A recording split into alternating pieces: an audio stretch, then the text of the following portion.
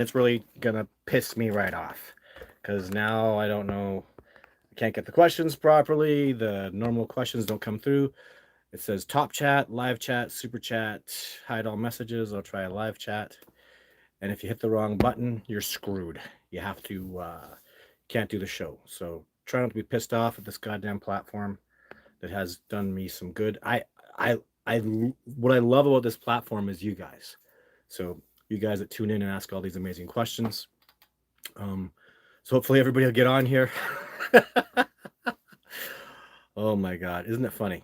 Kamloops, Chris from Kamloops. Hello, Chris from Kamloops. What's going on in Kamloops? That's where one of my colleagues and friends, James, is out of Kamloops, and or north of Kamloops, up in Adams Lake. I'm just going to say it, and yeah, he's having some really fantastic, different kinds of success up there, which is absolutely amazing. So sorry about the. I hope that doesn't affect the show too much. I could see how that'd be very confusing. I have two live shows going on, I guess. I don't know, but love the fact that I can answer questions from you guys. So, anyways, I was talking about just the rumor mill that's going on. What I actually see is happening. So I was talking about how Idaho Bigfoot was some big deal, and it was 10 years old, and it was all fake, anyways. It wasn't too difficult to look into the archives from a decade ago, at least, to see that this guy was totally a fake and a fraud. It hasn't even been around for a long time, and his fake footage was resurfacing, which sucks. But I think, well, obviously what's happening is you get all these new people that are promoting. See, now my questions aren't working anymore. That are trying to build these new Instagram pages, YouTube channels, and they're regurgitating old stuff like it's new. And so be careful of that. You know, um, yeah, just because and a lot of this stuff was proven not real a very long time ago. But then again, some of it is just that I've been looking at. Like there's at least there's two I can think of off the top of my head.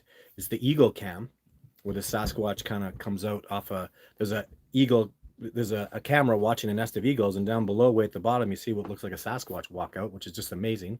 Looks very authentic and real.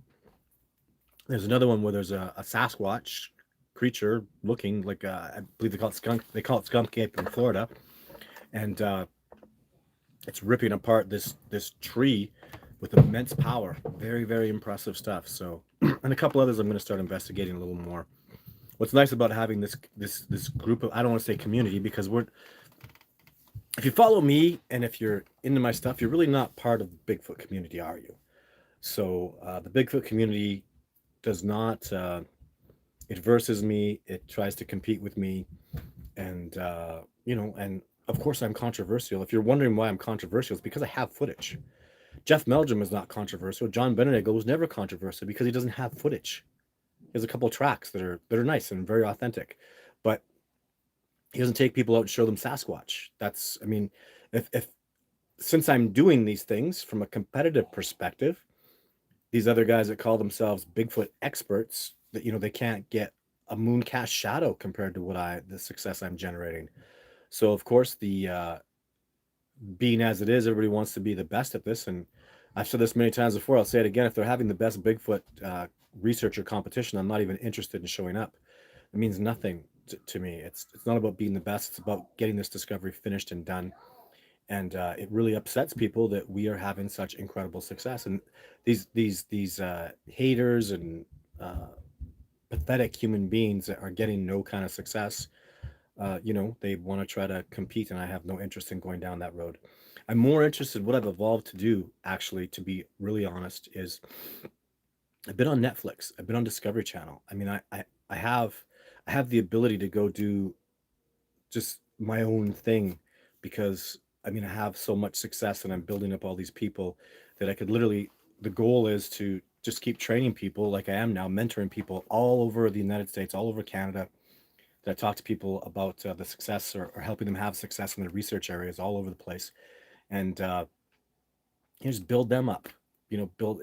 If you don't want a rotten apple, go pick it from the tree. So I'm literally working with people from the ground up, and it's amazing. So I can just go do my own.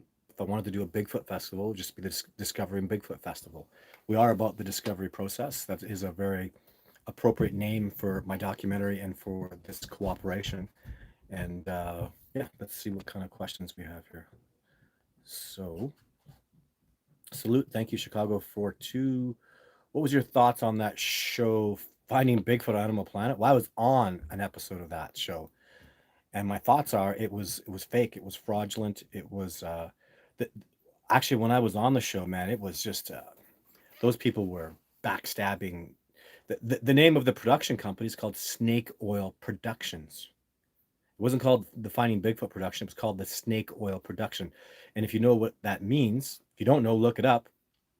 A snake oil salesman is someone who's, selling you a product that's fake and doesn't do anything. And they literally had no bones about it behind the scenes. They were fake. They were fraud, and and very lacking in integrity. They would do very dishonest stuff.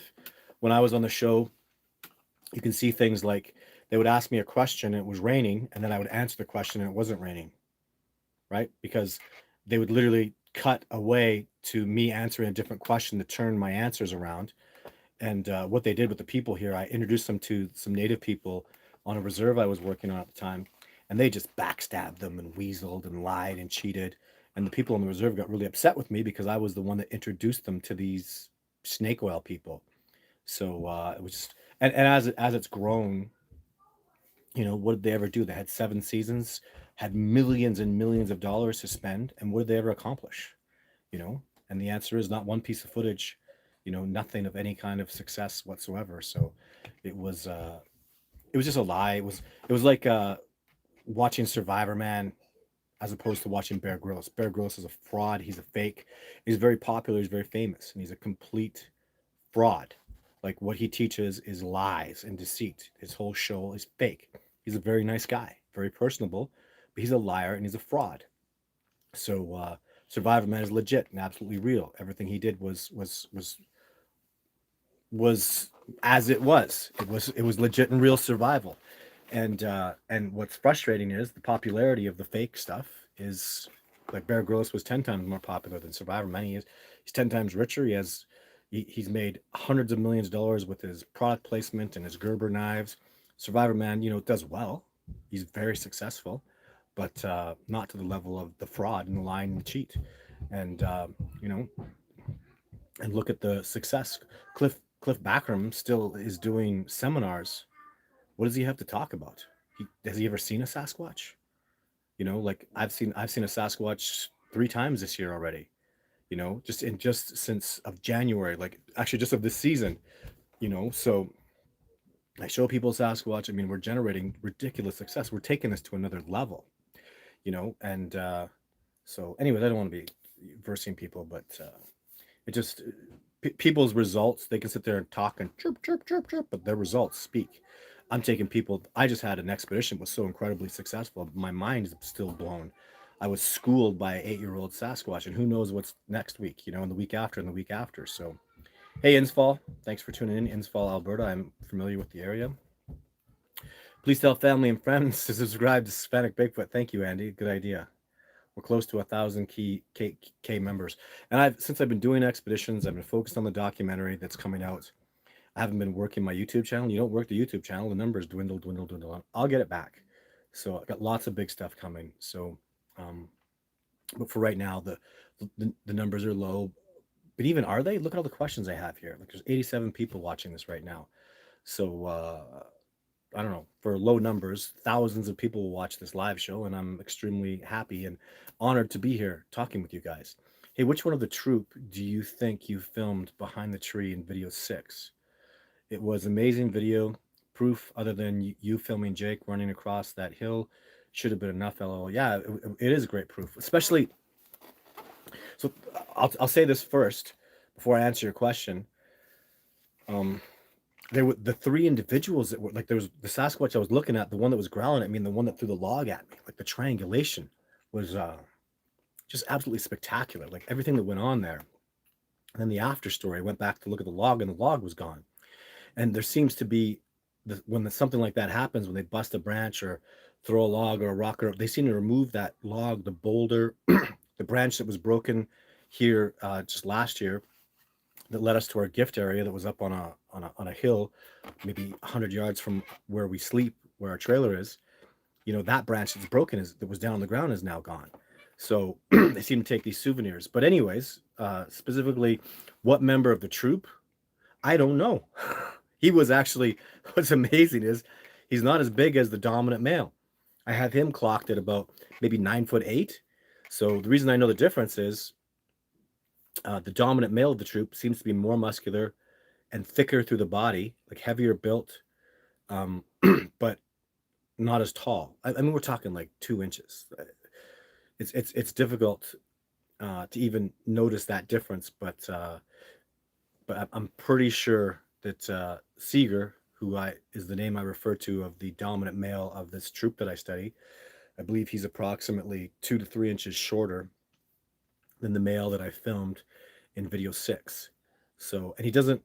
I mean, he's huge. He's absolutely enormous. I mean, that Sasquatch is just massive, right? But he's not as big as Seeger. He's just not. He doesn't have the weight that Seeger does. So, what member of the troop is he? To be honest, I don't have any idea of when I've crossed that particular Sasquatch, where he is, what he does. If he's still with the troop, I don't know. There's so much I don't know.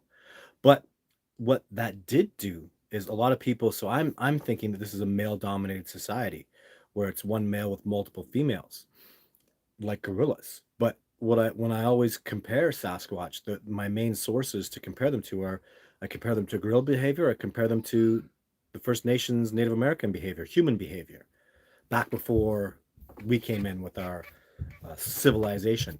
But with that being said, so you have gorillas that have male dominated societies, and then you have the native people that had a chief but still had monogamous couples. And the reason I'm saying this is I can't see that Sasquatch, that big, amazing Sasquatch, not as big as the dominant male, who's probably the chief at the very least. He might have his own female, and then there would be monogamous couples. And to me, that actually, the more I think about that, like when someone pushed this on me, and I started thinking about it about a year ago, approximately, I was quite skeptical about it. And now, like I would have said a year ago, I was thinking, 70-30 to most likely male dominated to possibly 30% chance that they're monogamous couples. I'm switching that. I'm 60-40 thinking they're probably monogamous couples more so than a male dominated society. It seems more civilized. It seems more, and I shouldn't say civilized. That's bad. It just seems like the right decision to be making in this kind of society. But we have to figure it out because the truth is we just do not know. Hi from Georgia Mountains. How many juveniles do you think the average Sasquatch clan have? Wow. Not many. So I wouldn't think too many. And juvenile, so that's what is that even age parameter? Like a child is juvenile. I don't even know what the specific parameter. I can look it up on my phone, but I'm filming this on my phone. But just not that many. I would think.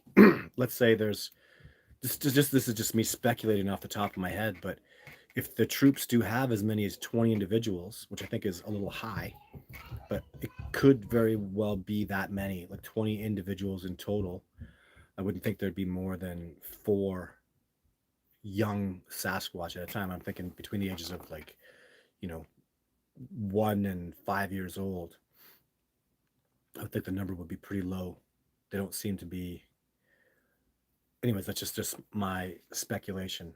So India's back in the house. Hey, hello, Patrick. Thanks for tuning in.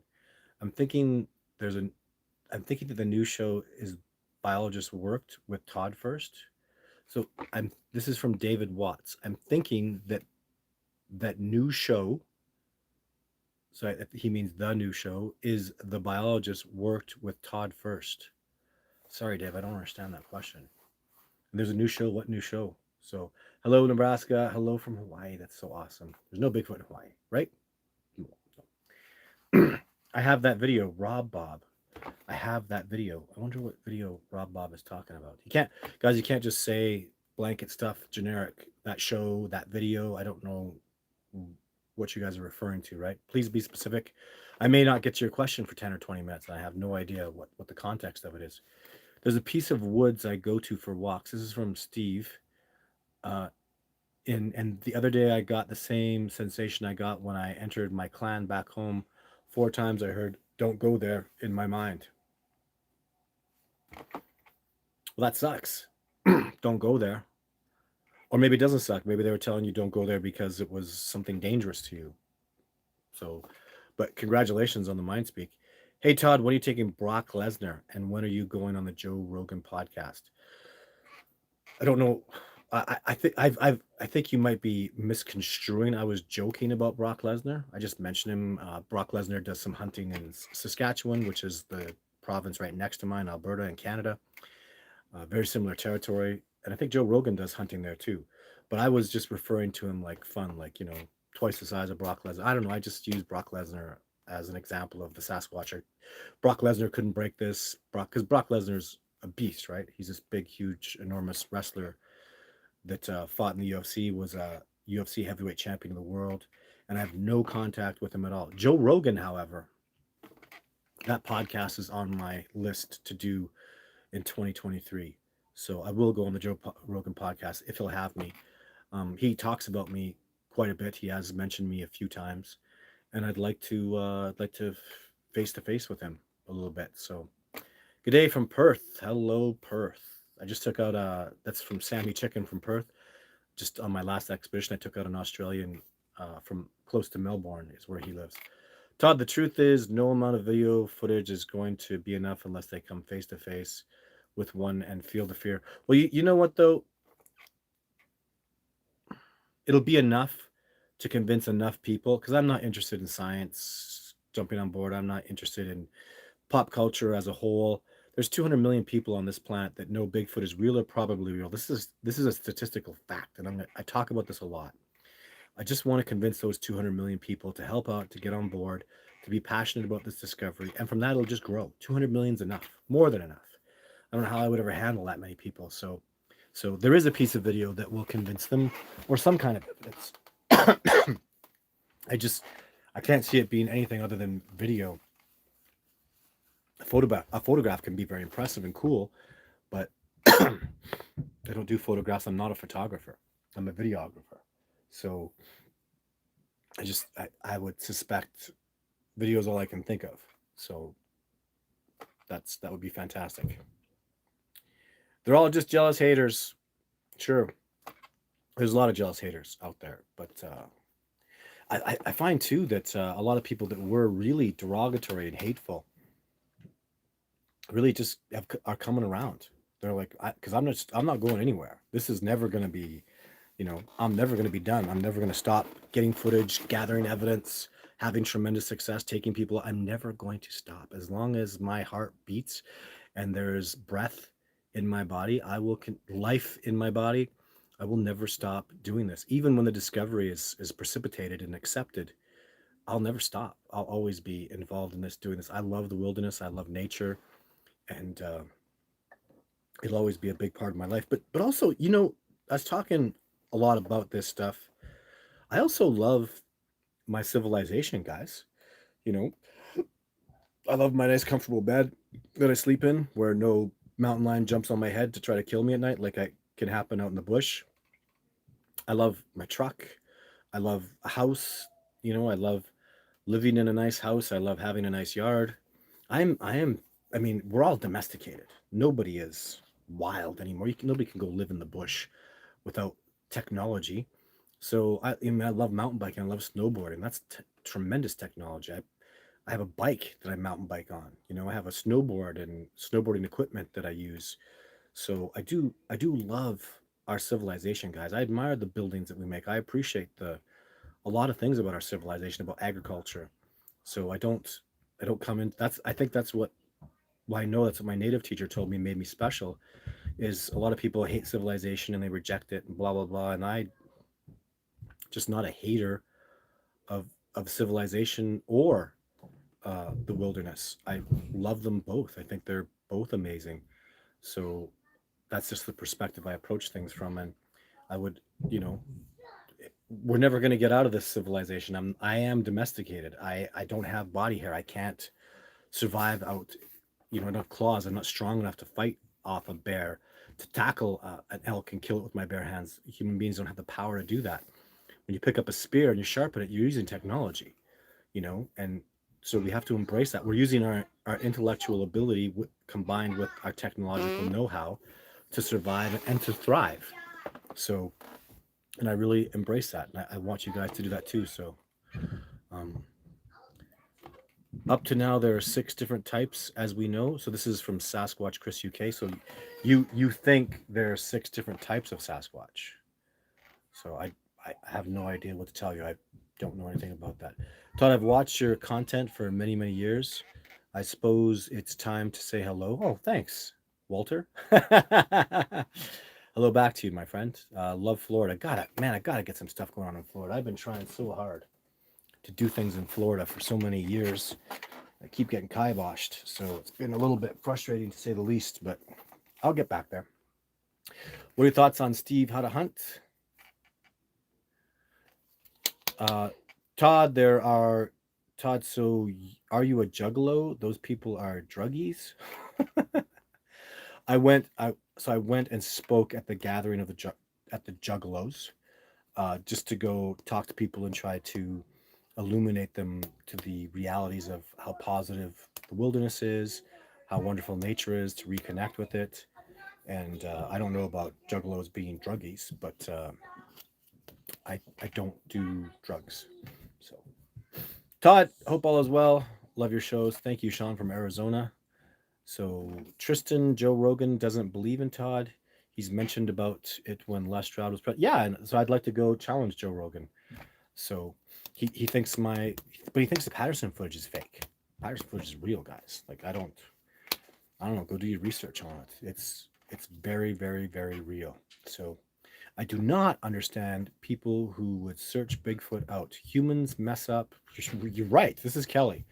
So let me read this right from the beginning. So I do not understand who people, or it says who people would search Bigfoot out, or maybe she means why.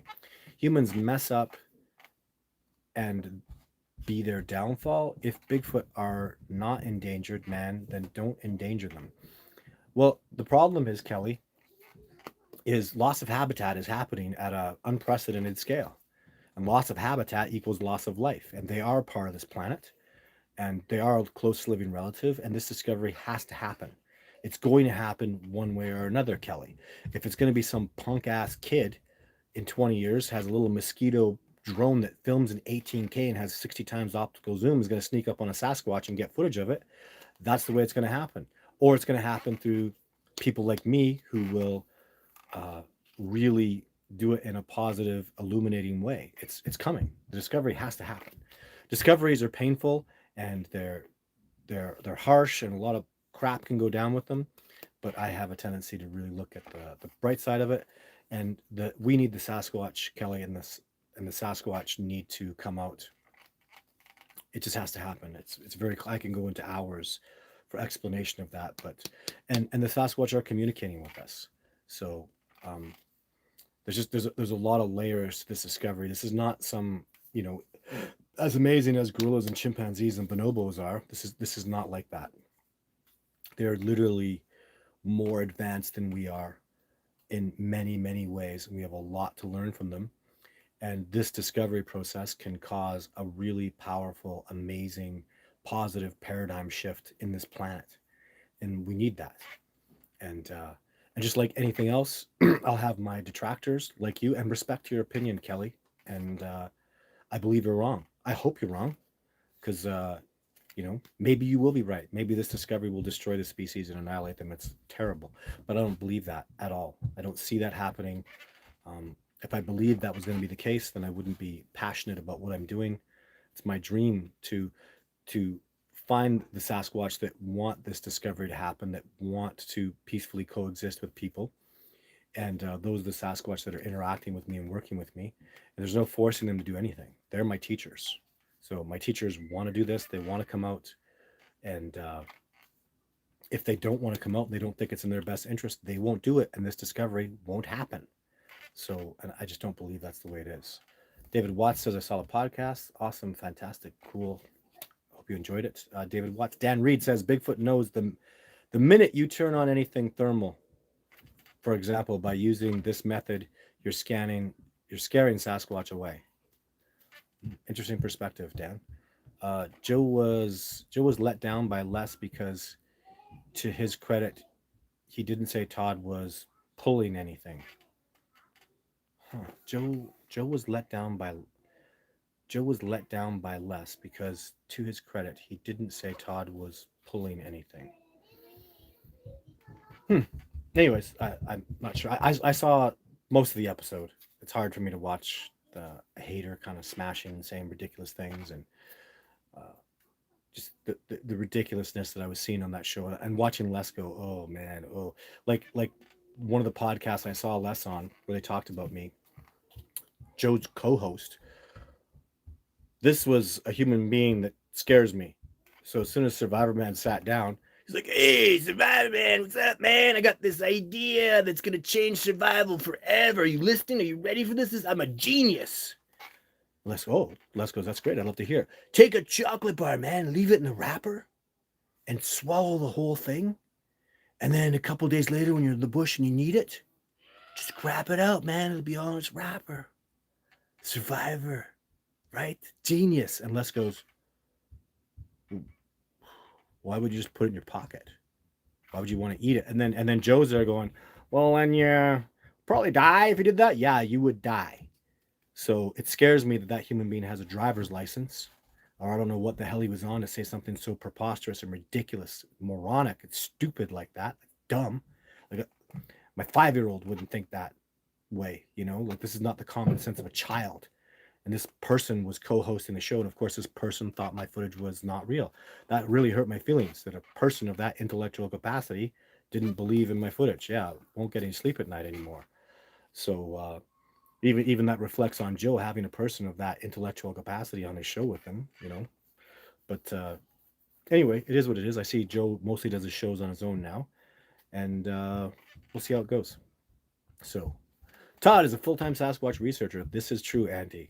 And if you'd like to support the cause, go make a donation. My website is discoveringbigfoot.org, or you can go to Patreon under Todd Standing and make a monthly donation only if you can easily afford it.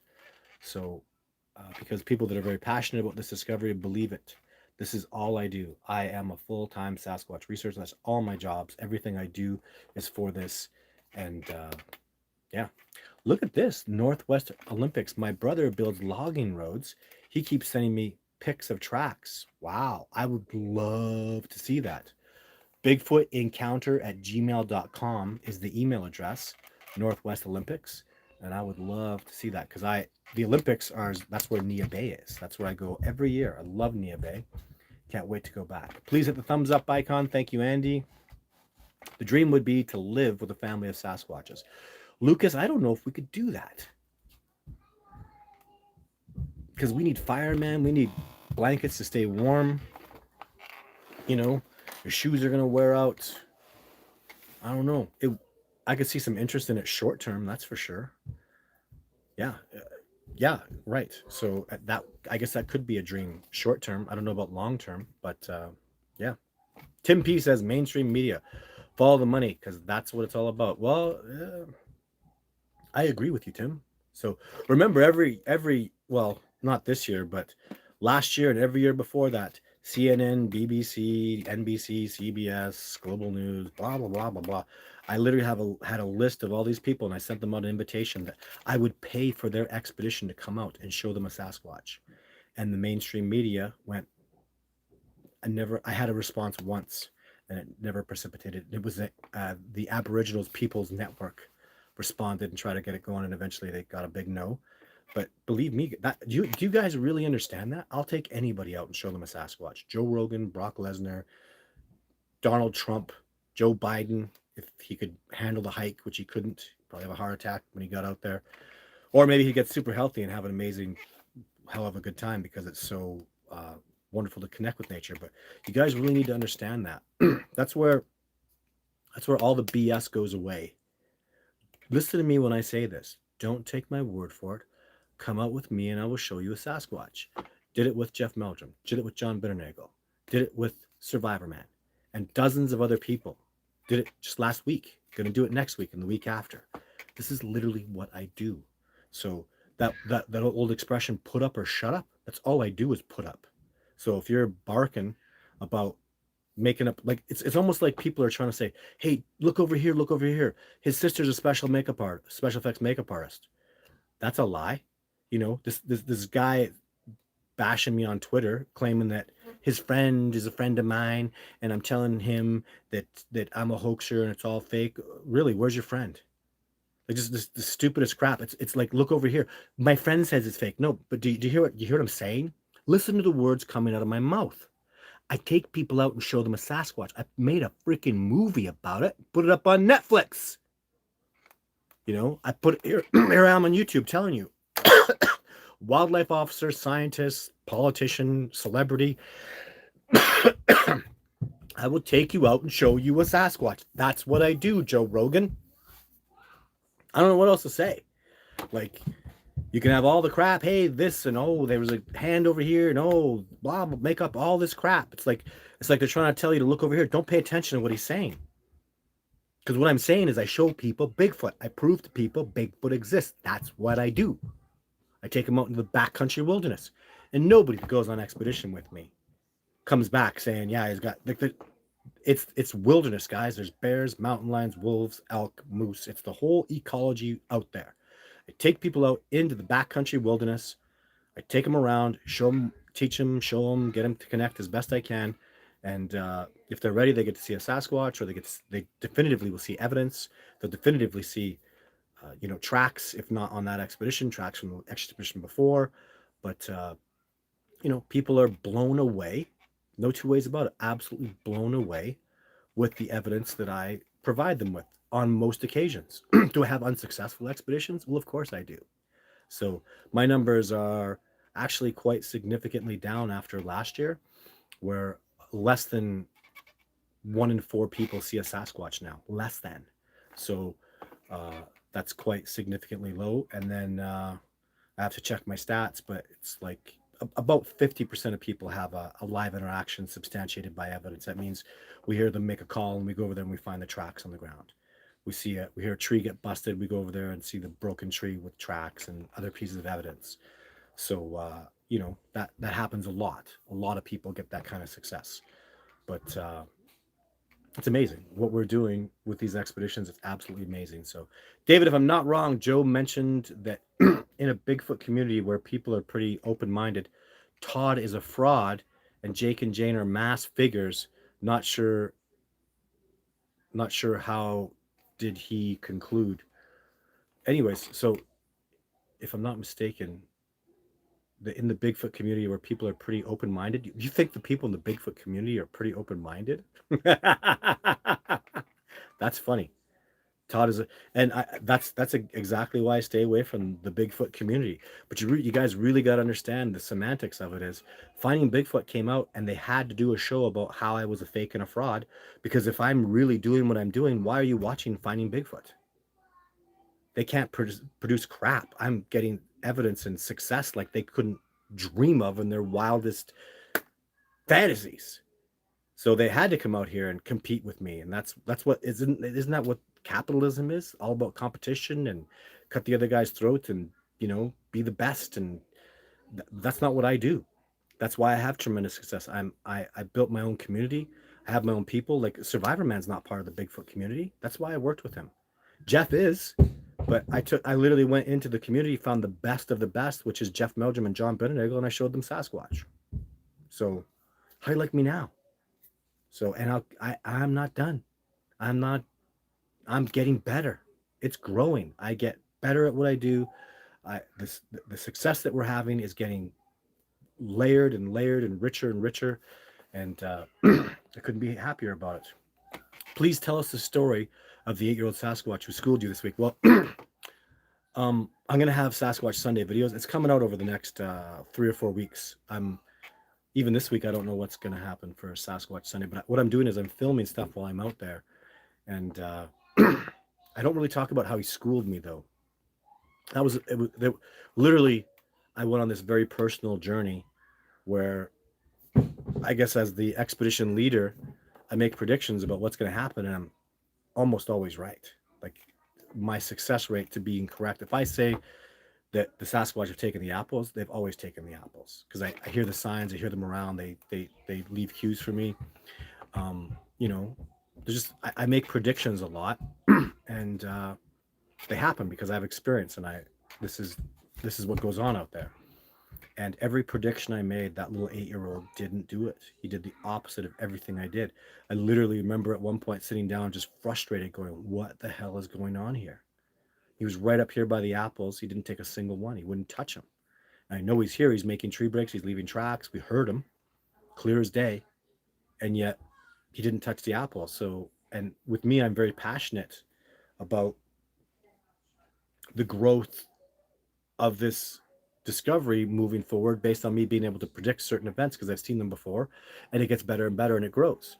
And then you take me in reverse. The 8-year-old Sasquatch did not take the apples, and I was very frustrated. I was very frustrated at what he was doing. He came right up the darn trailers, and I did not expect that. I had no idea he was going to be that brave. He yelled at an expeditioner, in the trailer. So just there was a lot of layers, and he was completely unpredictable and did the opposite of everything that I suspected he would.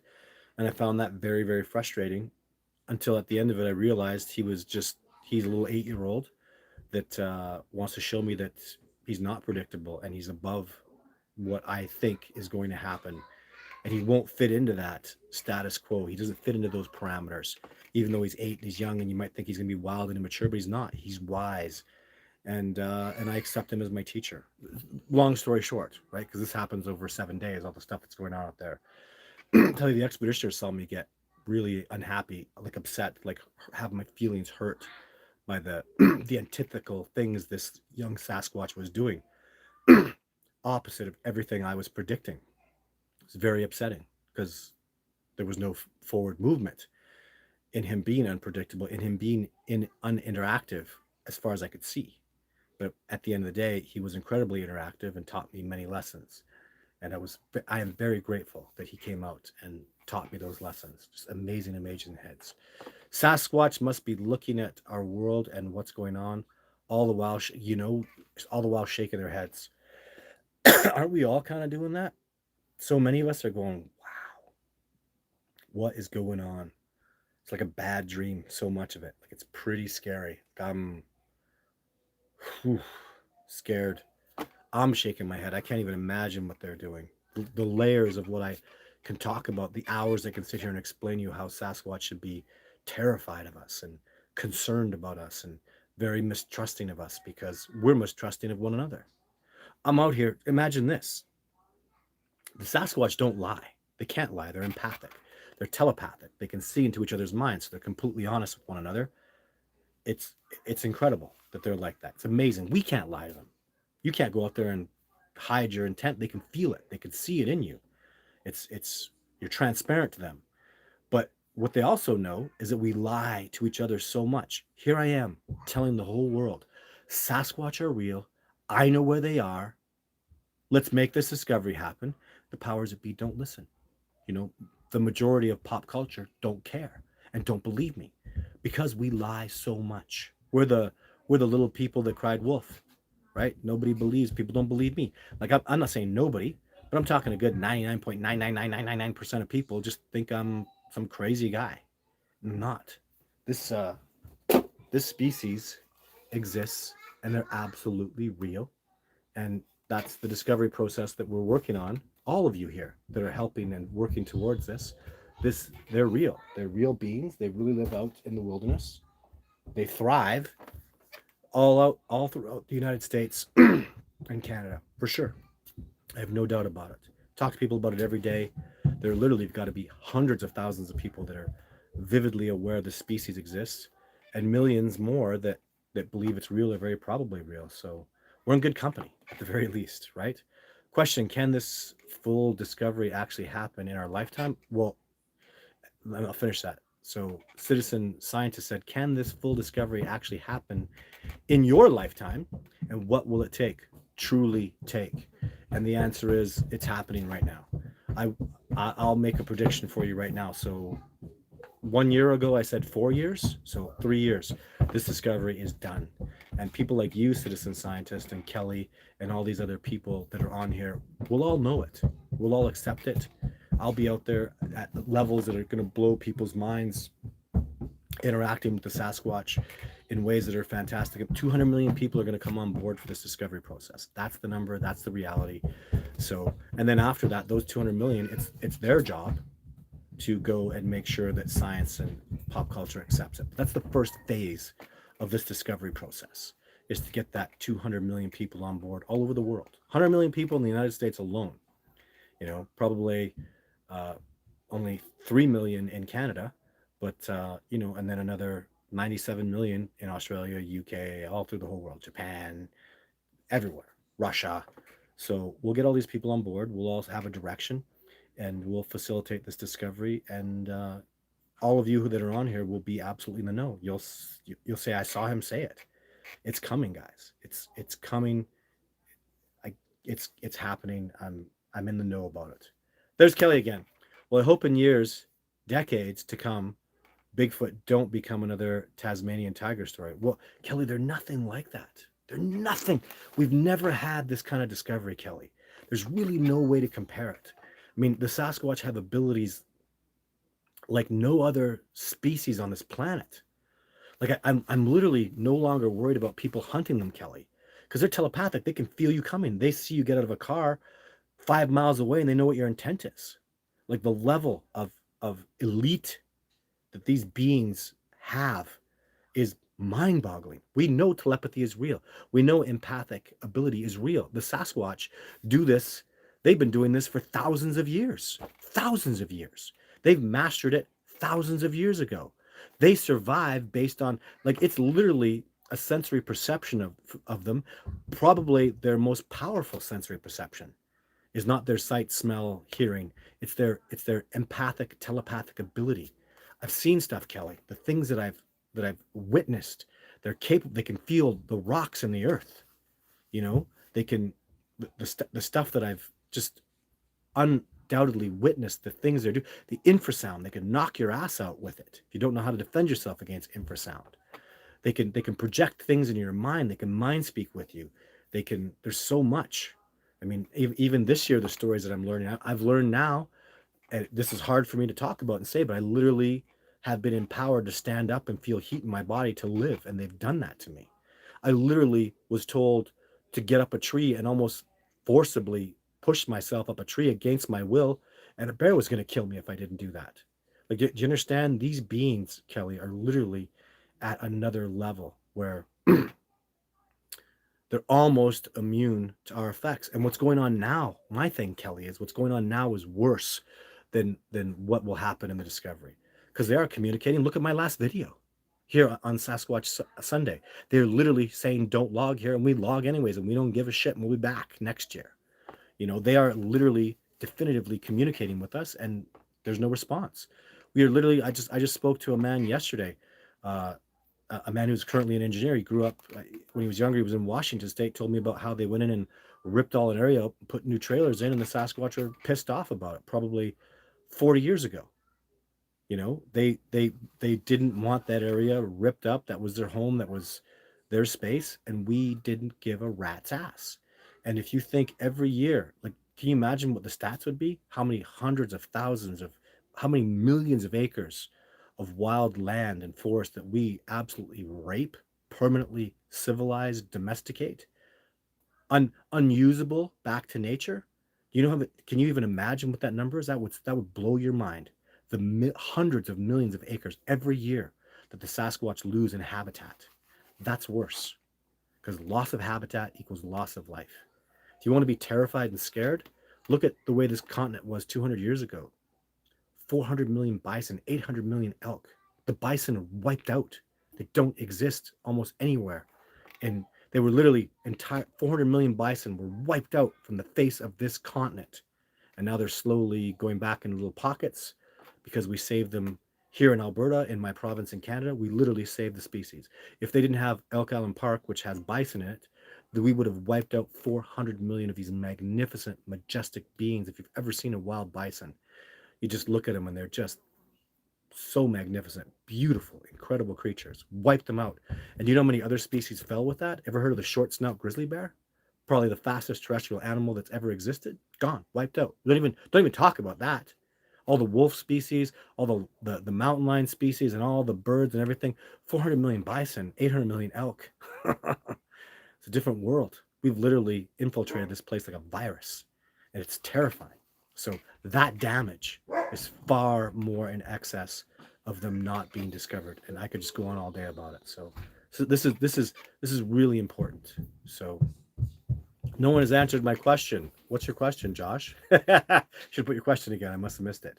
So just a couple more questions. The Rio cowboy, do you think Sasquatch has ever used infrasound while hunting, such as deer or elk? Must be. I've seen them in the trackways hunting deer and elk, and I know they could use infrasound. I'm assuming deer and elk are completely susceptible to it, but I think as hunters they just love the sport, chasing them down and putting their hands on them. So yeah, but sure they could. Infrasound is gonna, as far as I'm aware, would knock out any mammal. That's for sure. Sure knocked me out. So Robert and Joni from the Sierras in California saying, "Hey Todd, good working." Well, thanks. Hey Robert James, Robert and Joni, thanks for tuning into the show. Bigfoot on Eagle Cam. Oh, is that yours? Oh my God, Rob Bob, that's your video. Goosebumps. Rob Bob, please send me an email. Bigfootencounter@gmail.com. I would love to talk to you about that. We are talking about that on expeditions. I should put it on my phone and carry it around with me, because there's stuff to be learned from that. That's how a young Sasquatch moves, man. That just looks so authentic to me. Like so it just screams authenticity to me. I've literally seen that in the trackway hundreds of times. Just that movement that he has, the skipping along, the carefree attitude. Nothing like the Patterson footage where she's all stiff and moving because there's a human there watching her. This is a young Sasquatch moving through the wilderness, having fun, loving nature. Man, I would love to talk to you, Rob Bob. I'd love to get you on a podcast, even just personally to speak to you. I'm a hell of a fan of that piece of footage, and I know there's going to be so much backstory behind that. If you just let me ask the questions. You need someone like me to grind out questions. I can literally talk to somebody about their encounter and illuminate them to things they never had any idea about. As an example, so I was on a radio show maybe a year ago, some popular radio show, I can't remember the name of it, and this guy found 3 tracks of a Sasquatch. He's like, oh, they were disappearing, they're doing this, they're doing that. Why only 3 tracks? For a decade, nobody'd ever been able to figure out why there was 3 tracks in the ground. And then I asked him, what made you go there? He goes, I heard some booms. Oh, okay. How many booms did you hear? Oh, actually, I remember it was 3. Really? How many tracks did you find? 3. What does that have to do with anything? They went boom, boom, boom. The Sasquatch are the boom. He purposely left 3 tracks for you. He left the sound for you. He wanted you to find those tracks. Those are his markings. They called themselves the boom. You heard 3 booms, you found 3 tracks.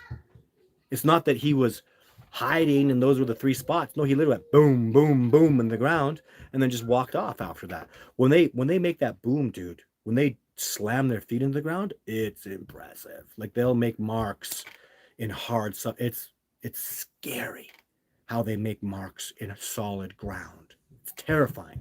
Ground that literally a horse could walk on and barely leave scuff marks. And I'm saying this from experience in Nordic. We had wild horses, could barely see the wild horse tracks, but a Sasquatch went boom, and there was like a half-inch depression of his whole foot right in the ground.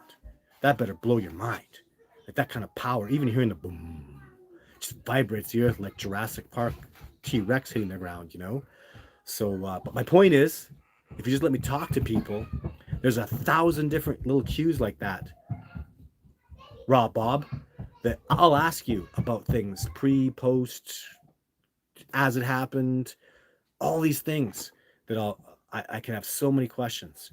So yeah, good stuff. Saw the Rob Bob. Awesome. Okay, guys, we're pretty much done the show. I always want to ask a few more questions. Hi from Australia.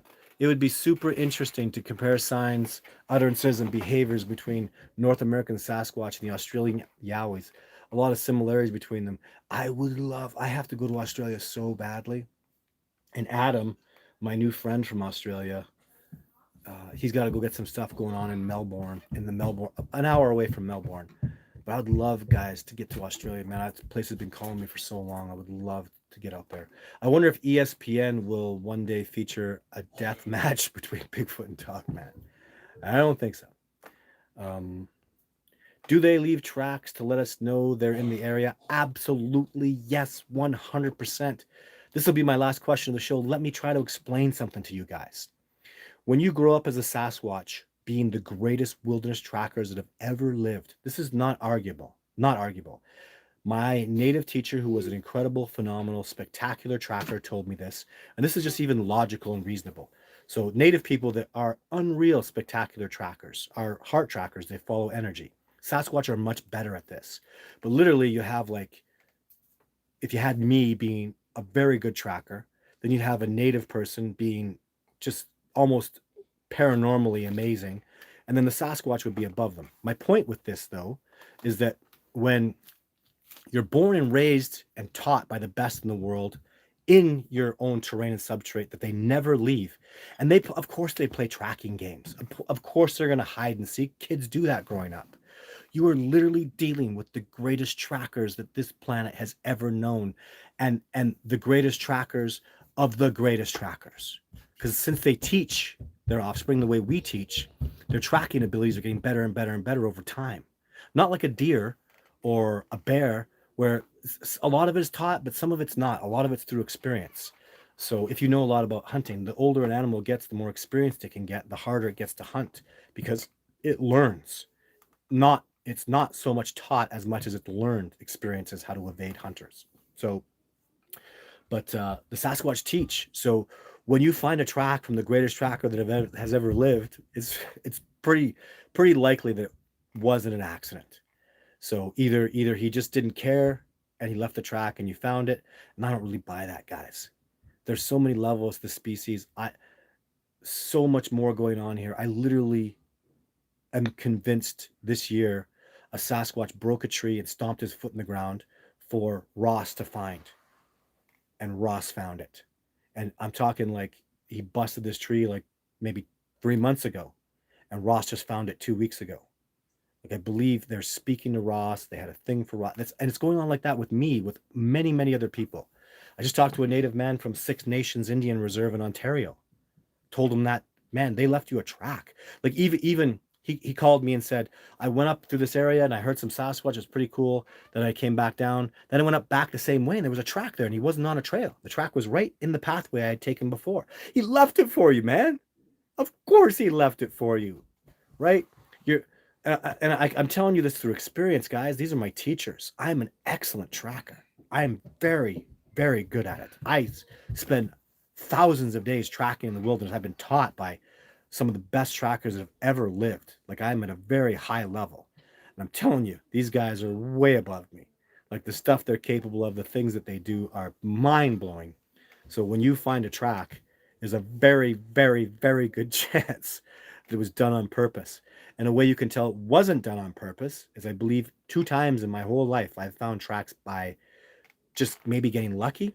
But you know what? When you leave and you come back, those tracks are gone. Bye-bye. They made a mistake and they fixed it. So I've seen them do that on 2 occasions. So it's really talking to Kelly specifically, and all you people that are maybe skeptical about this discovery process. These beings are so far ahead of us. The more I learn about them, the more I just see, like, us versing them there is no versing them. They're so at a higher frequency, living at a closer connected level. They'll kick your ass with infrastructure. They're bigger, stronger, faster, smarter, more adapted, more wild, more free. It just, the list goes on and on. I mean, like, significantly above and improved away from us, amazingly. So we need this, guys. We need this to help get us back to nature, get us back to our freedom, to our wildness, which are all tied in together. And the planet needs this discovery. This discovery will heal our beautiful planet. We can start to learn to stop acting like a virus, and start acting in equilibrium, and have a sustainable, you know, a symbiotic relationship with this beautiful planet, because we can do that, and it's time that we did that. We've got to stop with the way we're doing things right now, because it's literally out of control. I don't want to be a virus, because right now that's basically what we are. And what are you doing to try to change it? The answer is I'm working towards this discovery, because I know this discovery will change. 200 million people want this, are pleading for this, are begging for this discovery to happen.